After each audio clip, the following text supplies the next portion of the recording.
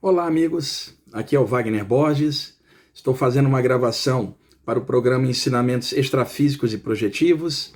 Estou gravando aqui de casa durante a quarentena. Eu e o Rama aqui, como sempre. Daqui a pouquinho eu mostro ele para vocês. Hoje é dia 14 de agosto de 2020. Eu separei uma gravação em áudio que eu fiz pensando no programa Viagem Espiritual que eu faço na Rádio Mundial todos os domingos de 11h30 até as 12h30. E lá, durante esse período de quarentena, como os programas estão sendo feitos, gravados apenas em áudio, a partir de casa, e daí a gente manda o programa para lá, eu tenho aproveitado e inserido diversas gravações para aproveitar esse tempo e colaborar nessa época tão difícil para todo mundo, com alguns toques conscienciais legais, algumas gravações que elevem o nível de consciência para ajudar nessa época. Porque quando o programa está em condições normais, normalmente eu faço ao vivo, e aí eu procuro falar mais, eu não passo as gravações, então estou aproveitando essa época e passando. Eu então fiz uma gravação na semana passada de um relato projetivo que eu tive no astral inferior, ajudando pessoas com a equipe do Paramahansa Ramakrishna, um dos grandes mestres da Índia do século XIX, e logo nessa experiência eu tive uma espécie de indução para gravar uma prática, né? E essa prática, eu vou explicá-la para vocês, mas ela tem um contexto. Então eu tenho que, antes de botar a gravação para vocês, colocar certinho para poder vocês entenderem, tá? É o seguinte, alguns amigos meus extrafísicos, inclusive pessoas que eu conheci aqui e que hoje moram do lado de lá, estão todas bem vivas, graças a Deus, como todos. E há uma técnica de visualização para baixar o padrão de ondas cerebrais da vigília, que são ondas beta, para o estado de ondas alfa, de relaxamento, né? Talvez até mais para o estado de ondas teta, que é sono leve, ou ondas delta, que é o sono profundo. Então, esse trabalho de relaxamento, ele é feito a partir da aura das orelhas, do duplo das orelhas, as para-orelhas, se é que eu posso chamar assim. E lembra vocês que o pavilhão auricular é cheio de pontos de acupuntura, né? E alguns pontinhos espetados ali por agulhas ou sementinhas podem repercutir em vários pontos. E por que eu estou colocando essa gravação aqui no Ensinamentos Extrafísicos e Projetivos? Por causa do teor dessa prática, que é mais adequada para vocês que são estudantes diretos do tema. O público da rádio é muito aberto, tem gente de várias áreas lá assistindo, escutando o programa. Então eu preferi passar a gravação aqui para vocês, porque está dentro da temática, mas ela envolve outras coisas por correlação. Então tem uma prática de você fechar os olhos e imaginar o duplo das orelhas, como se fossem duas orelhas brancas brilhantes ou amarelas, energéticas, como se você abanasse suas próprias orelhas, sabe? Tem gente que consegue mexer as orelhas, né? Pela vontade, é mexer o duplo das orelhas, não a parte física. Imaginar por alguns instantes que as orelhas, o duplo delas está se mexendo. É uma prática de relaxamento. Alguns amigos meus extrafísicos fazem essa prática do lado de lá com as para-orelhas. É claro que em se tratando de uma entidade avançada, ela é uma esfera de energia, não tem orelha, cabeça, pé, não. Mas entidades ainda mantendo a configuração antropomórfica podem fazer trabalhos lá como a gente faz aqui. Eles também estão em desenvolvimento. Alguns são meus amigos que eu conheci aqui. Essa prática, ela na verdade existe na filosofia hindu uma prática yogi de visualização ancestral, que é o seguinte, é visualizar as orelhas do deus Ganesha, o deus com cabeça de elefante, balouçando, como se o deus tivesse interpenetrado em você e a cabeça dele fosse a sua e as orelhas estivessem abanando. É uma prática de relaxamento. Tá. Para entender o contexto dessa prática, tá, vamos colocar certinho no contexto hindu da onde ela veio, porque como a experiência foi patrocinada pelo grupo do Ramakrishna, que é um grupo de mentores ligados à tradição hindu clássica, e eu não estou falando da Índia de hoje, estou falando da Índia da época dos Vedas, dos Upanishads, do Ramayana, do Bhagavad Gita, dos Puranas e tantas obras fantásticas oriundas da sabedoria dos rishis, os grandes sábios da velha Índia daquela ocasião.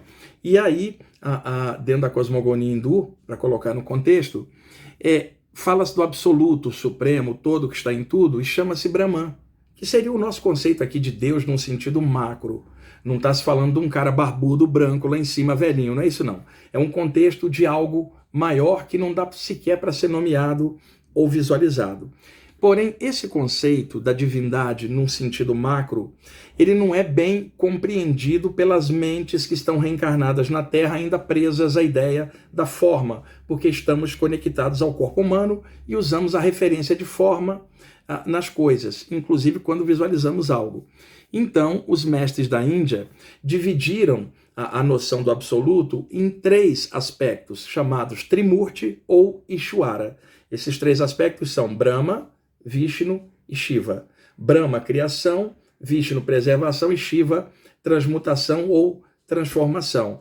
É claro que dependendo do devoto que falar dessa divisão, pode alternar quem é o primeiro, segundo, terceiro. Então alguém pode falar Vishnu, Shiva e Brahma. O outro pode falar Shiva, Vishnu e Brahma. Mas classicamente, internacionalmente, na maior parte da literatura sobre o tema, vai se falar Brahma, Vishnu e Shiva. Brahman, o todo.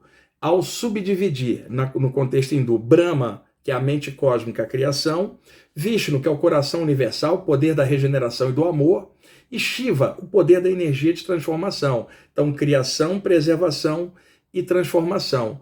Cada um dos 3 tem seus mantras específicos. O mantra do Brahma é Om. O mantra do Vishnu, Om Namo Narayanaya. E o mantra do Shiva é Om Namah Shivaya. E eles têm os Bijas Mantras também, que não entra aqui em consideração no que eu vou explicar para vocês. Shiva, cada um deles tem uma consorte divina. Sarasvati é a consorte do Brahma. A consorte de Vishnu é Lakshmi. E a consorte de Shiva é a Parvati. Shiva e Parvati tiveram 2 filhos, Ganesha e Kartikeya. O Ganesha é o mais famoso. Então, essa divindade é adorada na Índia como Deus com forma humana e cabeça de elefante. E existem muitos mitos sobre essa tradição. Então, uma delas, por exemplo, se diz que Ganesha era um garoto belo de uns 10 anos, dotado de alta sabedoria. E aí, todo mundo que ia estudar com ele ficava tão encantado pela beleza dele que esquecia de estudar. Então, o deus Shiva corta a cabeça dele e coloca a cabeça de elefante num lugar. E diz assim, doravante quem procurá-lo vai desenvolver sabedoria, não será pela aparência. Você agora vai ter cabeça de elefante, quem quiser vai vir pela sabedoria, e não mais pelo jogo das formas ilusórias. Esse é um dos mitos, tem milhares de mitos sobre o Ganesha. O outro é que num combate com Shiva, ele não queria deixar o Shiva entrar em casa, o Shiva cortou a cabeça dele e jogou no mato os restos mortais. E a Parvati brigou com o Shiva, né, e falou, você vai ter que trazer o nosso filho de volta. E aí o Shiva abriu o terceiro olho dele, chamado em sânscrito Shiva Netra, e viu que tinha passado um chacal e levado a cabeça do corpo e devorado. Só tinha a parte de baixo do corpo. Então ele falou para Parvati, eu posso trazer ele de volta, enfiar o espírito no corpo, mas como a cabeça foi devorada, eu vou fazer o seguinte, eu vou entrar na floresta, o primeiro animal que eu encontrar, eu mato ele, corto a cabeça e encaixo a cabeça no corpo e enfia o espírito do garoto de volta. Mas ele vai viver com cabeça de animal. E aí a Parvati concordou. Era melhor do que nada ter o filho de volta. Quando Shiva entra na floresta, o primeiro animal que ele vê é um elefante. Então ele vai, abate o elefante, corta a cabeça e coloca no corpo do garoto e enfia o espírito de volta. Então Ganesha tem cabeça de elefante por causa disso. E como ele estava protegendo a casa e nem queria deixar o pai entrar, ele é o protetor das residências. Em muitos lares da Índia, tem uma figura do Ganesha atrás da porta para proteger a casa. Mas também Ganesha é considerado o removedor dos obstáculos, porque a figura do elefante na Índia, o elefante é usado para carregar peso, né? Inclusive tirando toras do caminho, é um animal muito forte. Então ele remove os obstáculos para abrir a trilha. Então se fala que Ganesha é o removedor dos obstáculos, baseado na força do elefante tirar obstáculos da senda. Muita gente se torna devota do Ganesha por causa disso. Tá? O Ganesha seria um arquétipo tipo São Jorge aqui, para o contexto cristão clássico aqui do Brasil. Então, o que acontece? Quando alguém reza na Índia para o Ganesha remover obstáculos, tem que ver se a pessoa faz isso por condicionamento religioso ou por iniciação ou prática de yoga, aonde entraria em contato uma egrégora. Então, o que acontece? Remoção de obstáculos. Nós estamos na Terra para aprender um monte de coisa, então obstáculos fazem parte da jornada. Se um poder maior retirar cada obstáculo que nos testa o caráter, como é que a gente vai desenvolver e aprender? Então os obstáculos fazem parte da senda. Nós é que precisamos de desenvolver sabedoria para vencer os obstáculos e seguirmos em frente. Então, quando se fala que Ganesha remove os obstáculos, são os obstáculos de dentro, aquilo que impede a consciência de prosseguir. Egoísmo, raiva, ciúminho, picuinhas, porcarias em geral, que são tralhas na trilha evolutiva que impedem a gente de seguir. Ganesha é o poder que remove o véu da ignorância para que a gente encontre a sabedoria para vencer as dificuldades e seguirmos em frente. Os véus que cercam o coração, que cercam a consciência, vamos chamar assim. Aqui hoje está um calor danado aqui em casa, estou começando a pingar suor, não liguem não, tá, gente? Feito aqui de improviso mesmo. Então, há um arquétipo na cultura hindu do deus Ganesha, e ao longo do tempo se formou uma egrégora, uma atmosfera energética muito forte de proteção. E mentores extrafísicos ligados a essa tradição tomam a forma do Ganesha. Então existe uma falange inteira de espíritos desencarnados egressos da tradição hindu que tomam o formato do Ganesha, a falange de Ganesha, podemos chamar assim. Já tive em vários trabalhos fora do corpo de assistência extrafísica junto com esse grupo.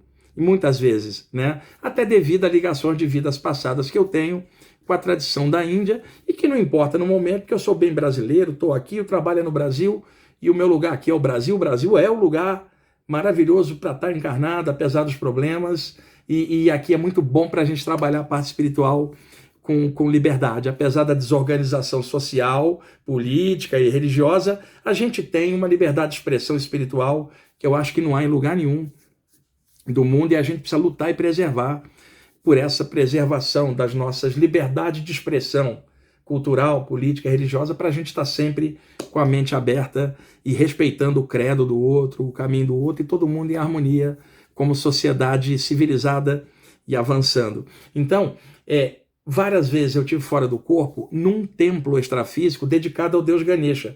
São estátuas do Ganesha holográficas, elas não são sólidas, são hologramas do deus Ganesha, brilhantes. Tem mentores e guardiões nesse lugar, e muitas vezes eu fui levado lá, energizado, muitas vezes recebi proteção espiritual dessa falange. E por que eu estou contando tudo isso? Existe uma prática, tanto no hinduísmo quanto no budismo, de você visualizar a divindade que você gosta, seja ela qual for, e interpenetrar o seu corpo, como se você fosse a divindade interpenetrada, para você trazer esse divino em você. Às vezes apenas o rosto, por exemplo, um cristão imaginando o rosto de Jesus interpenetrado no dele. É fantástico isso, porque a vibração de amor que vai ser evocada é enorme. Imagina alguém pensando, por exemplo, na Kuan Yin, a deusa chinesa da compaixão, imaginando o rosto da Kuan Yin interpenetrando a si próprio, ou a Kuan Yin inteira e vibrando compaixão através da pessoa. É uma prática de visualização muito bacana. Então existe também uma baseada no deus Ganesha, em que a pessoa interpenetra a cabeça do Ganesha, energética, né?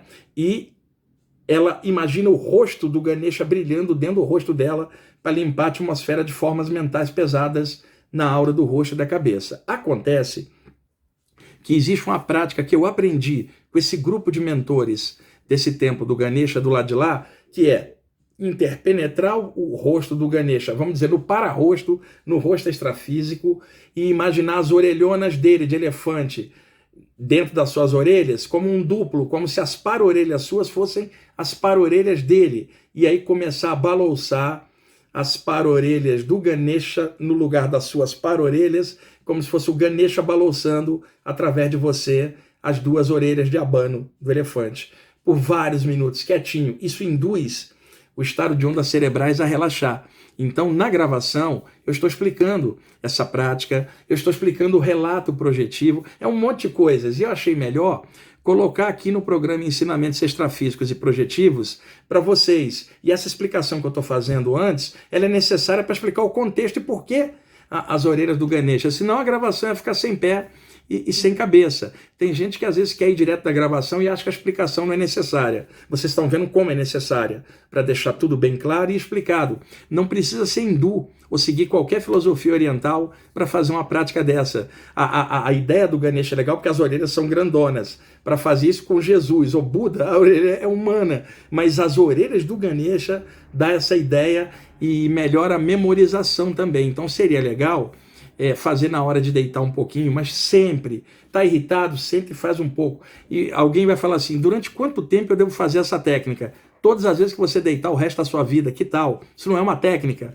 é uma visualização para quebrar o clima agitado. E aí nessa época de quarentena, então, muito útil para vocês. E é uma técnica simples. E é claro que ao disponibilizar uma gravação assim, eu sempre corro o risco de ser mal entendido, de disponibilizar isso em aberto. É diferente de eu disponibilizar isso numa aula com um grupo de alunos integrados no tema. Então eu sei bem disso, mas qual é o risco? De as pessoas não entenderem, olhar isso de sacanagem, falar, o cara botou uma técnica de orelha de elefante, o cara é místico. Vocês já sabem como é que é isso, né? Mas eu estou projetando isso para vocês que estudam seriamente o tema e que possam ter nisso mais um recurso para reflexão e prática de vocês, tá bom? Depois eu vou, nos próximos dias, gravar um outro. Eu vou daqui de casa quebrando o galho nas gravações. Aqui eu não tenho as imagens lá do IPPB, o projetor, mas eu acho que é legal passar um bate-papo desse, bem simples, né? Bem legal. A gravação foi feita no meu celular, então não espere aquela qualidade de estúdio. O importante é a essência, a consciência disso. E, por favor, gente, eu estou disponibilizando esse aberto, mas não adianta ficar me crivando de pergunta depois. Eu já estou explicando bastante aqui na introdução. Apenas observa, vê se funciona para você. Se não funcionar, tira, descarta e vai ver uma outra coisa. Vai ser feliz do seu jeito. O importante é você ficar bem, não ficar preso em nada não. Isso é só uma sugestão de mais um áudio para vocês, tá? O Jefferson não está aqui comigo, mas ele vai renderizar essa gravação, editar tudinho, e eu mando um abraço para vocês todos, não só meu, mas também do Jefferson. Cadê você, Rama? Olha quem está aqui, pessoal. Esse é o meu parceirinho de jornada, né? O Rama dorme comigo, é um grude nessa quarentena. Tá super agarrado comigo, gente, tá? Não quer que ninguém chegue perto aí quando eu saio para ir almoçar, algum lugar. Ficou territorial, né? Depois que eu voltar a dar as aulas presenciais com um público grande, vamos ver como é que ele reage, né? Então, gente, fiquem a partir de agora com a gravação e um grande abraço, tudo de bom para vocês. Olá, amigos. Hoje é sábado, dia 8 de agosto de 2020, agora 20 horas e 35 minutos. Eu estou aqui na sala do meu apartamento e resolvi gravar um áudio para registrar um sentimento muito legal que está rolando aqui e ensinar também uma pequena prática de visualização que poderá ser útil para vocês em algum momento. Então eu vou contar o lance inteiro para colocar no contexto certo. Na madrugada de ontem para hoje, de sexta para sábado, já de manhãzinha, eu despertei fora do corpo, num ambiente bem denso do astral inferior, o chamado umbral extrafísico, um lugar horroroso que lembrava muito as descrições do Dante Alighieri na Divina Comédia, furnas escuras, ambientes abismais. O André Luiz, na série Nosso Lar, inclusive narra locais como esses, que são a cristalização de formas mentais negativas da própria humanidade e a emanação de energias e formas mentais de entidades desencarnadas, sediadas em planos mais densos. Aquilo tudo é construção mental que se tornou ao longo do tempo a cristalização energética das dores da humanidade, de todo o plano inferior de nós todos, somados como humanidade física e extrafísica em ambientes adjacentes à atmosfera da Terra, adjacentes ao duplo extrafísico do planeta.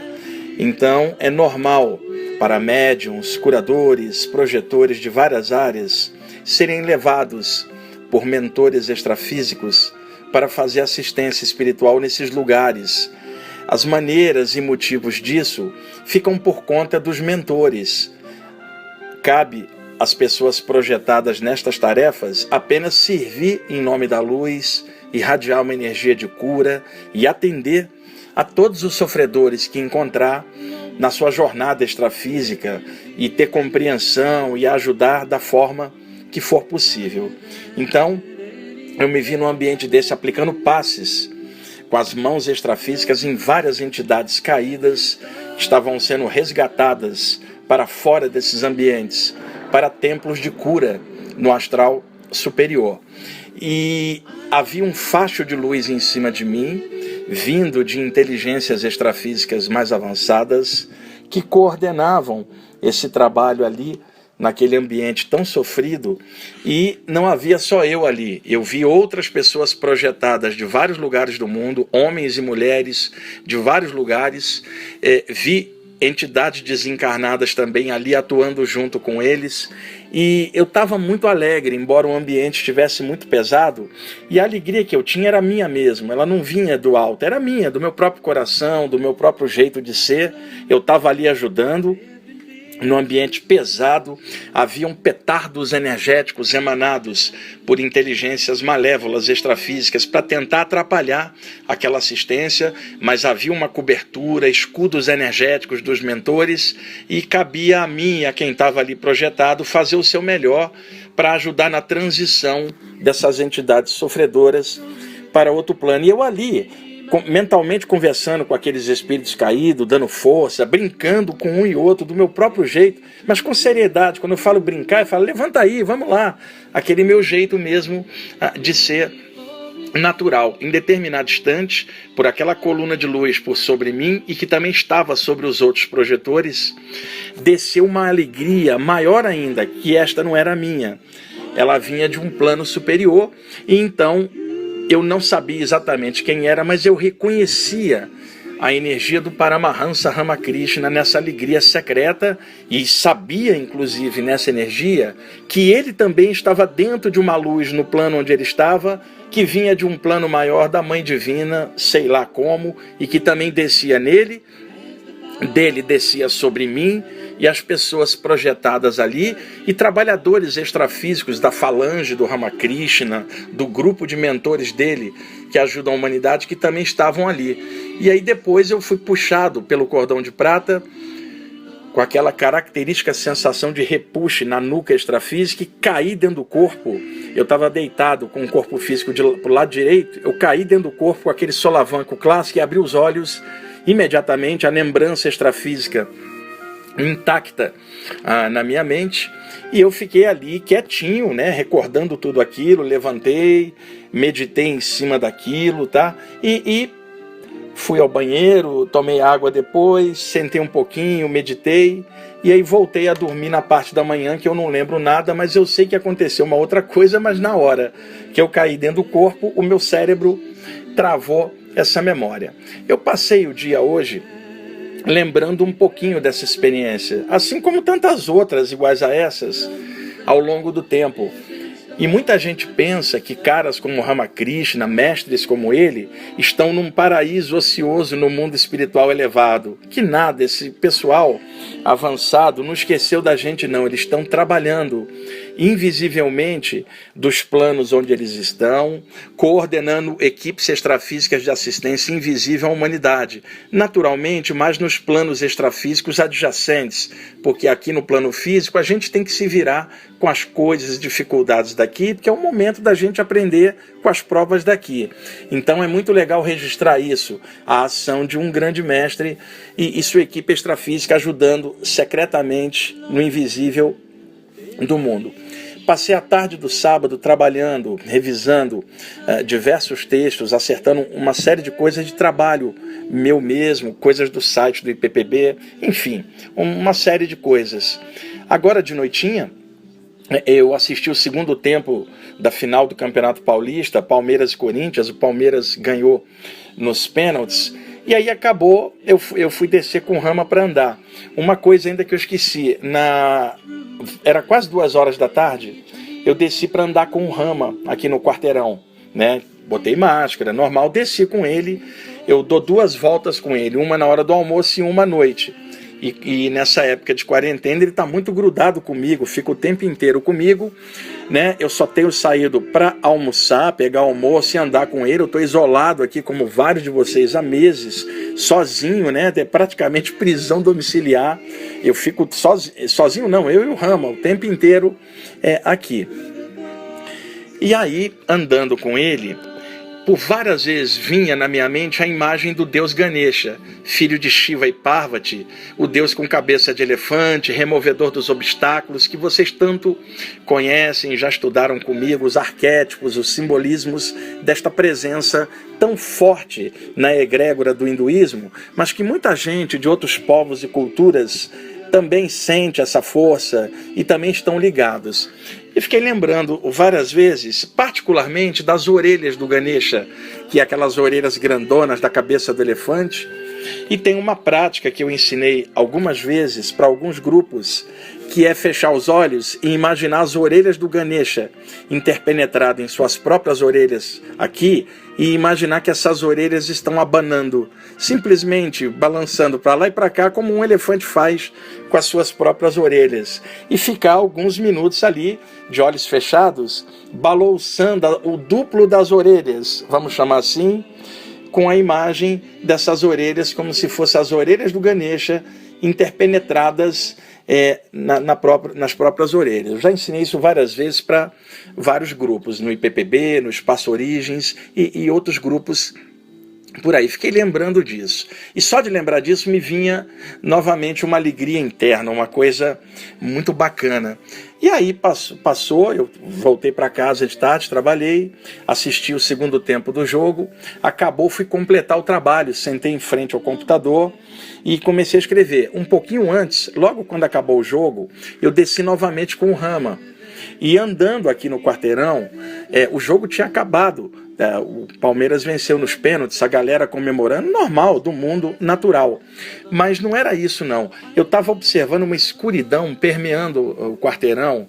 De vez em quando eu vejo isso, é a massa de energia pesada da própria humanidade, do momento que a gente está passando aí de pandemia, de medo, de desequilíbrio, e isso se reflete.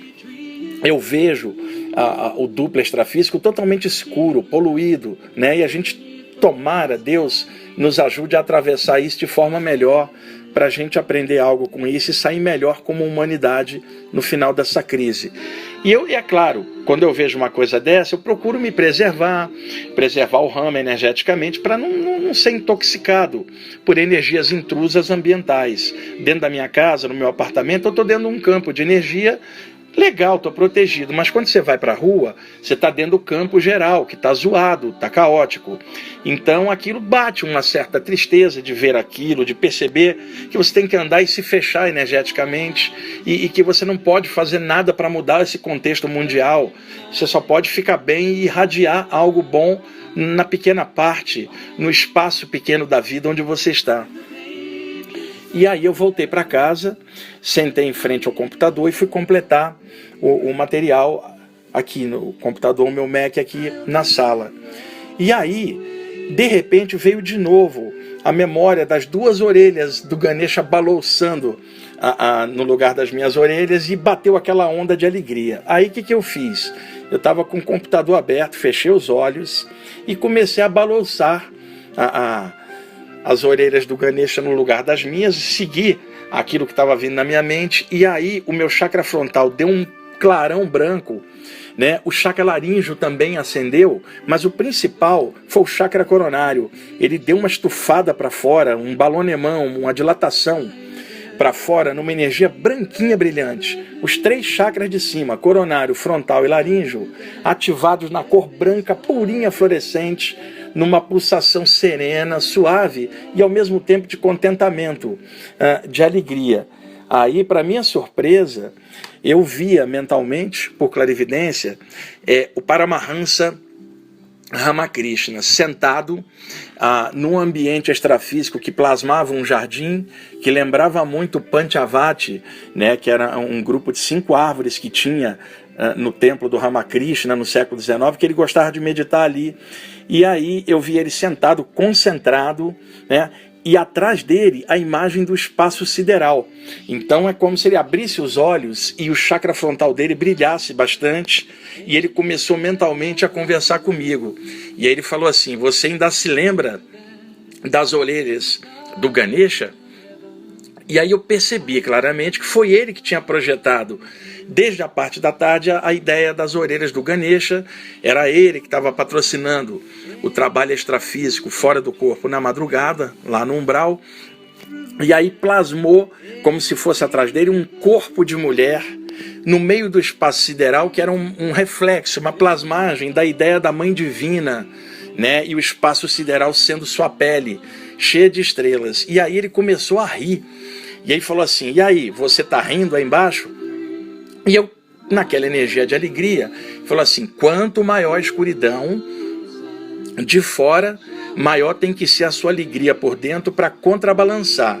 Então, a visualização das orelhas do Ganesha, ela traz proteção e ela ativa os 3 chakras superiores.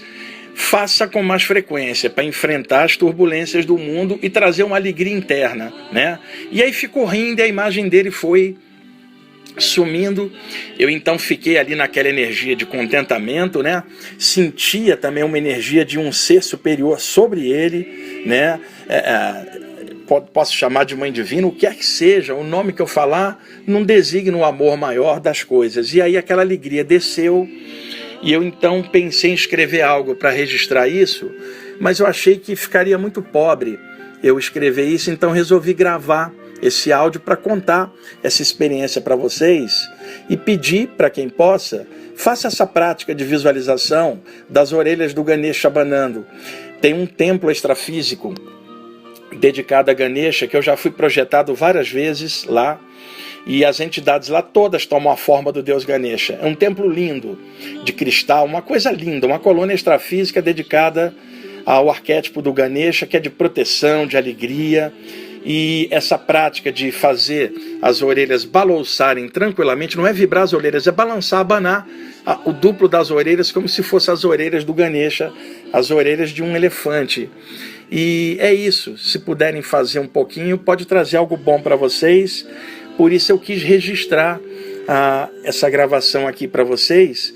E estava tocando de fundo uma música do Dom Faldenberg, né, que chama Loner, que eu gosto muito. Ela estava tocando na hora que começou isso tudo no computador.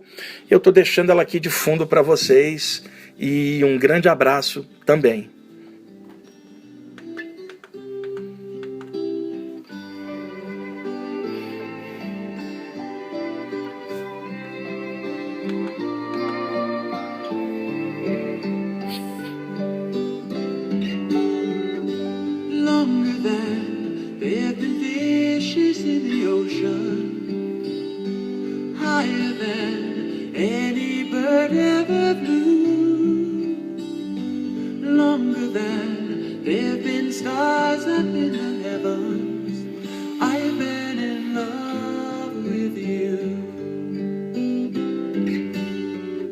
Stronger than any mountain cathedral, truer than any tree ever grew, deeper than any forest primeval. I am in love with you. I'll bring fire in the winters. You'll send showers in the springs. We'll fly through the falls and summers with love on our wings. Through the years, as the fire starts to mellow, burning lines in the book of our lives, through the binding cracks and the pages start to yellow, I'll be in love with you. I'll be in love with you.